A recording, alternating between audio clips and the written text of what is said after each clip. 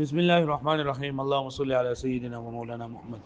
وعلى آل سيدنا ومولانا محمد وبارك وسلم وصلى عليه رب العالمين خالي نو پدې کې مونږ دا ویلو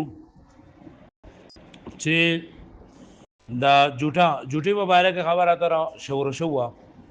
چې جوټه چې دا په سلور قسمه ده پرون مونږ ویلو چې جوټه څه ته وایي هغه اوبو ته ویل کېږي چې د هغې نه انسان یا حیوان چې دی د هغې نه خوراک وکړي څښاک وکړي او باقي اوبه پاتې شي نو دا لومړنۍ جوټه چې دی دا هغه پاکه ده هغه د چا جوټه ده د انسان جوټه پاکه ده د اس جوټه پاکه ده او هغه څاروی چې د غوښه خوړل کېږي د هغې جوټه پاکه ده دویم نمبر جوټه مونږ ویلې وه چې دا دویم نمبر جوټه هغه ده چې دا پاکه ده لیکن اودس کول باید سره مکروه تنزیهي دي دا هغه اوبه دي کم چې د هغې نه دغه خوړلي پیشو دسکلي یا د هغې نه چې دی نه دا هغه مرغۍ چې هغه نور مرغۍ شلی باز بادشاه ټپوس دا او دغه شان دی هغه څاروي چې په کورونو کې اوسېږي لکه چرګه شوه او دغه شان دی دغه شو چرګه خو غوښه خوړی کېږي خو دا کم چې غوښه نه خوړی کېږي لکه منګک وغیره ده نو په دې باندې اودس کول مکروه تنزیهي دي دریم نمبر جوټه چې دا مشکوکه ده دریم نمبر جوټه سره مشکوکه ده نو دا هغه ده که نه چې اودس کول جوټه خو صحیح ده جوټه خو صحیح ده خو آیا اودس کول پې صحیح دی او که نه نو پای کې شک دی دا اوبه دي چې خر او خچر چې دا د کړي مخکې هم ویلی شوي دي چې خر او خچر د هغې نسکا کړی نو په دې کې شک دی او الله دا خبره کړې وه چې په کوم اوبو کې شکي نو دی به هم اودس کوي هم به څه کوي کم به مخکې کوي تیمم به مخکې کوي که اودس به مخکې کوي خپله یې خوښه ده که مخکې تیمم کوي او که مخکې څه کوي دغه یې ووایي بیا ځو مخکې سور البغل دریم نمبر سور البغل والحمار طاهر بدون شک جوټا د خر او د اس د خچر بغل څه ته وایي خچر ته او حمار څه ته وایي خر ته د دې جوټه طاهر پاکه ده بدون شک بغیر د شک نه ولكن هل يصح به التوضؤ ام لا يصح به التوضؤ لیکن آیا او دس په دې سره صحیح دی او کنه دی صحیح هل يصح به التوضؤ دا د جمله انشائیه قسم دی استفهام هل بګرا هل يصح به التوضؤ چې آیا او دس په دې سره صحیح دی ام لا يصح به التوضؤ یا او دس په دې سره صحیح نه دی فقد وقع الشك في ذلك الشک راغله دی په دې کې فإن لم يجد غيره پس کچې دا ونه مونږ لري دین علاوه نور یوبا نتوضأ به دی په دې سره او دس وږي وتيمم تيمم به وي ثم صلى بیا بسوږي مونږ به وږي هغه پوه شوي نو دریم قسم د جوټې چا جوټه خو پاکه ده پاکه مطلب نه پیژنم زه کنه یاره کپړو باندې ولګي نو کپړې نه بیل مازه کېږي په وجود باندې ولګي نو وجودو لیکن اودس به کول صحیح دی او کنه نو بری کې شک واقع شو دی څلورم نمبر جوټه دا نجس ناکار اسخا اودس پینه پکېږي اثر سور الخنزير نجس دا خنزیر جوټه دا نجس ده لا تحصل به الطهارت فدې سره پاکواله نه حاصلېږي کذا سور الكلب نجس لا تحصل به الطهارت دا رنګ د سپي جوټه دا هم ناپاکه ده پدې سره هم پاکواله نه حاصلېږي سپي او سیس جوټېږي نو بیا به هغه اوبو باندې اودس کول په هغه اوبو باندې غسل کول دا چې نه کېږي او په دا اوبس کل دا هم صحیح نه دي دا په کپړو باندې ولګي د کپړې بې مازه کېږي د سپي جوټه او بل د سر جوټه د خنزیر دریم نمبر هغه څاروی چې هغه نور څاروي شلی موږ پرون ویلو چې مرغۍ او نورې مرغۍ شلی نو د هغې جوټه خو پاکه ده خو چې کومه څاروی او نور څاروي شلی لکه منظرې شو چیتا شو پړانګ شو شرمښ شو نو دا هم ناپاکه ده نو یو وکدا سؤر سبع او دا رنګ جوټه د درینده من سباع البهائم د زناورو د درندګانو نه کل اسد لکه منظره والفهد او چیتا والذئب او شرمخ نجس د دو جوټه نجسنا ناپاکه لا تحصل به الطهارت په دې سره پاکواله نه حاصلېږي هغه پوه شوې مې معنی ها وې خنزیر جوټه د سپي جوټه او هغه څاروی چې نور څاروي ماتي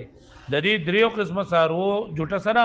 نجس سره په دې سره پاکواله نه حاصلېږي اوس دا ده که نه د جوټې خبره ختمه شوله اوس د جوټې نه بعد خبره کوي چیرې د کم ساروي خوله به پاکه د کم ساروي خوله به نه پاکه نو د کم ساروي جوټه چې پاکه راځي دغه خوله هم پاکه راځي د کم چې جوټه نه پاکه راځي دغه خوله هم سره نه پاکه لکه خنزیر دی د خنزیر دغه چې دا خوله پاکه د کسخانه نجس ده او د چرګي خوله پاکه ده د پښو پاکه ده خو مکروه سنجي ده او د خرغه او د خچرغه پای کې شک ده پوه شئ نه الحيوان الذي سؤره طاهر عرقه طاهر هغه حیوان چې داغه جوټه پاکوي نو داغه خوله به هم پاکي عرق څه ته ویلېږي خوله دا خوله به پاکي والحيوان الذي سؤره نجس عرقه نجس او هغه حیوان چې داغه جوټه نه پاکوي نو داغه خوله به هم سوي نه پاکوي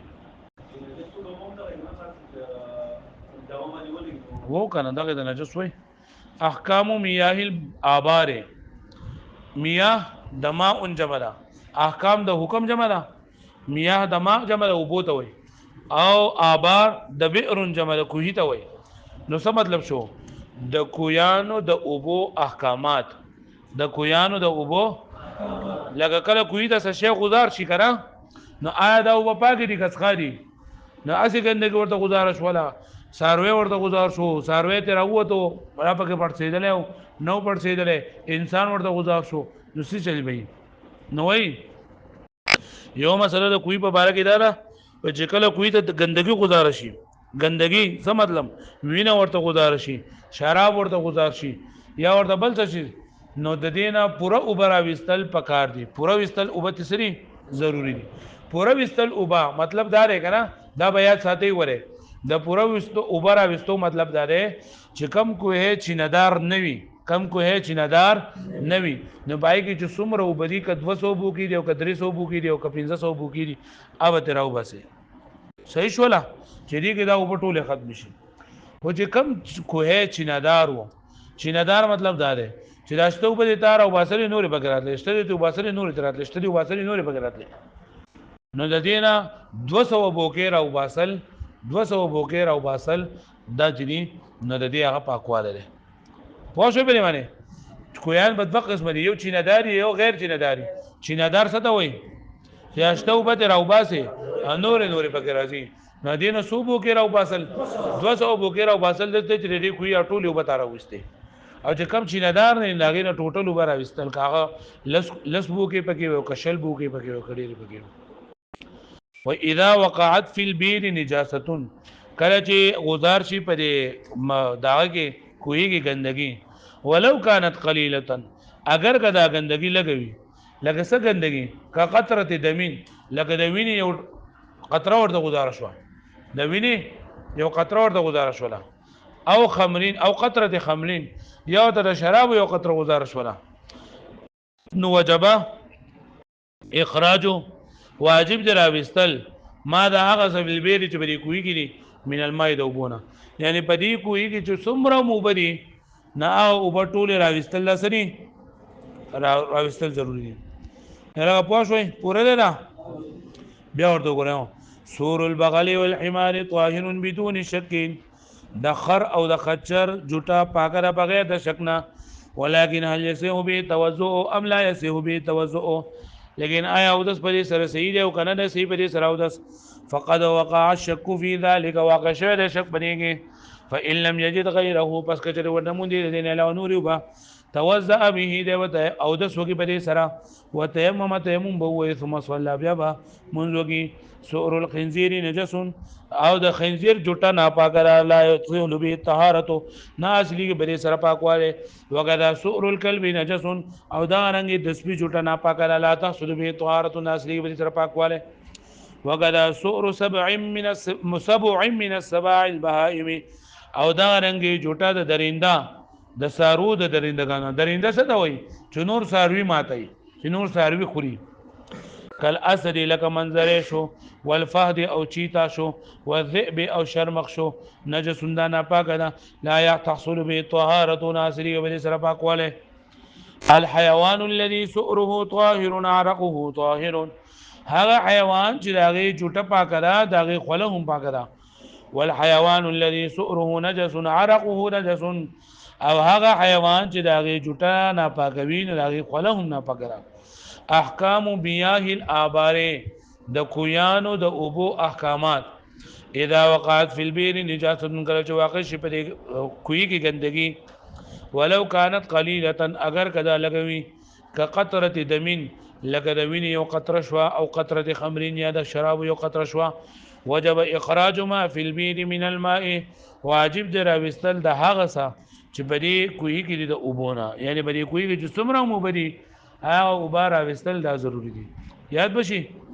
وای ها.